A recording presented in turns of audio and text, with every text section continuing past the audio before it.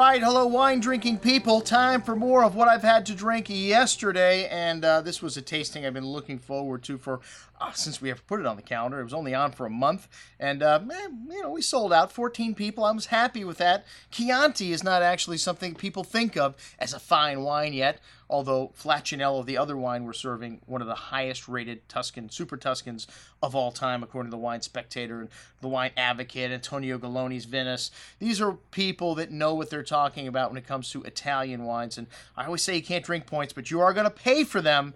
Although Flaccianello is still a relative value. When you look at wines that scored as high as 99 points in the Wine Spectator, they don't hand out 100-point scores like Halloween candy in the Wine Spectator, man. It's a lot tougher. You see a lot less 100-point scores, so 99 is like 105 for other publications. The Flaccianello 06, the highest scoring wine of that vintage. So, I thought it would be fun to put these two wines side by side in certain vintages and then showcase the differences between them and other vintages. So we started out with a 1995 vintage, and Fontodi's Flaccianello, made for the first time in '82. The great Giovanni Minetti, the owner and winemaker here, with the assistance of Franco Bernabé, who's won more Three Glass Awards in the Gambero Rosso than any other winemaker in the history of Italian winemaking. So they got a great team here, but also the vineyard location, an amphitheater vineyard in Panzano, one of the greatest areas in the great Golden Slopes of the Chianti Classico region.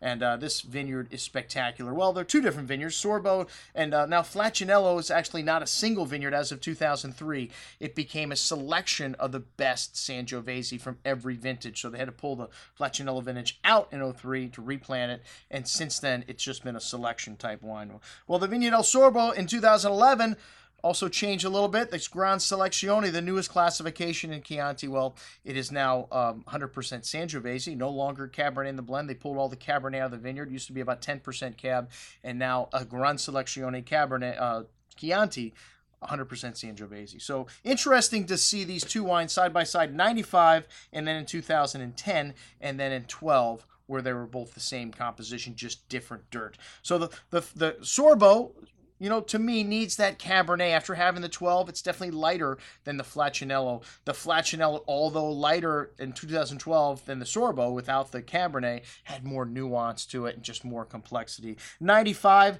I think, all of these wines got to vote for first or second, so it wasn't like one wine was clearly better than all the others. They all showed really well. Hey, the first wine, the Vernaccia di San Gimignano from Moria, the Rizzette, we sold more of that than anything else, only because of the price. It's the only white DOCG in Tuscany. In Vernaccia, the name of the grape, San Gimignano, a very famous town. And this Rizzette, the only time they've ever made this reserve Vernaccia is this 2011 vintage, and it has been a huge hit. And for $15, a more richer style of Vernaccia, but still very clean and very fresh.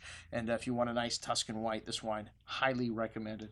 The 95 Vigna del Sorbo, still somewhat youthful, still had some lovely dark cherry and currant berry fruit, dried porcini mushrooms, fine herbs, dark tar-like spice notes, and still quite large on the palate. A lot of tannins in this wine, even present on the second day. This wine opened up nicely. You really notice the Cabernet in this wine. It gives it a little more structure, and this vintage of the 95 got a vote for first place and a vote for second. So the 95 showed brilliantly, a 5-star vintage in the Gambero Rosso. The Flaccianello, a beautiful amount of fruit here also, but seemed lighter. Like I said, that lovely red cherry fruit, little truffle, exotic floral notes, and sage-like herbs on the nose. Lovely bright red berry fruit on the tongue, with a good hand of spice and dried florals, and a long mineral lace finish. Didn't have the tannins that the Vigna del Sorbo did, but it doesn't have Cabernet in it.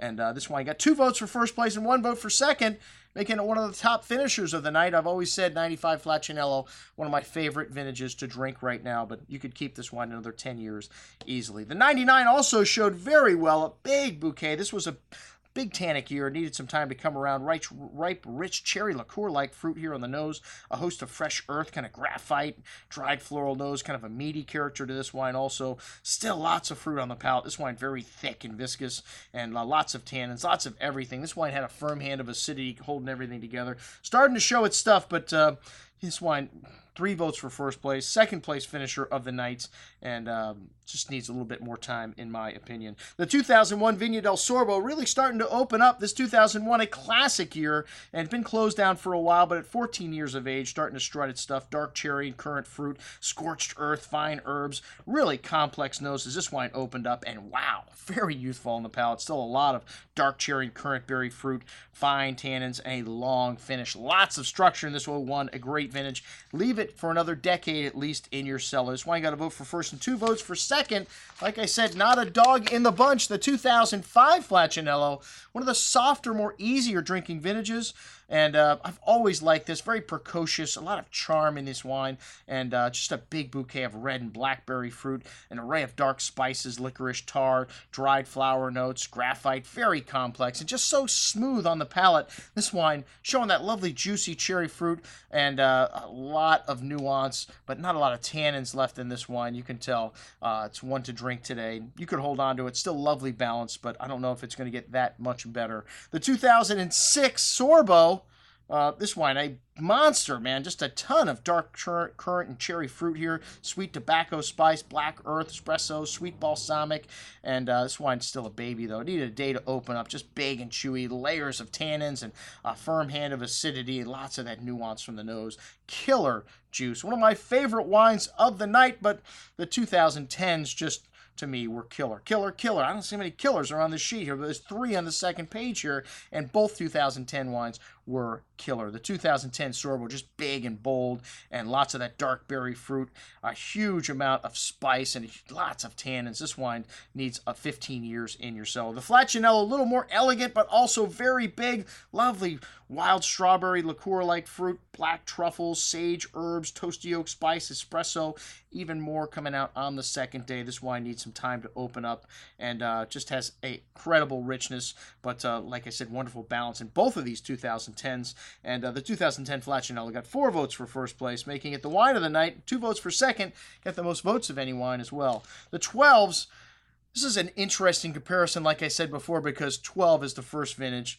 that the Sorbo has no Cabernet in it. So without the Cabernet, you really notice this wine was definitely a little bit lighter in style, and very refreshing, though. These 2012s had lovely, gorgeous fruits and like red licorice spice and lovely toasty oak still showing in these wines. Both of them could use a little bit of time, but this is a vintage to drink on the young side. The Flaccianello, like I said, showed a little lighter maybe in terms of the structure, but more nuance, more complexity.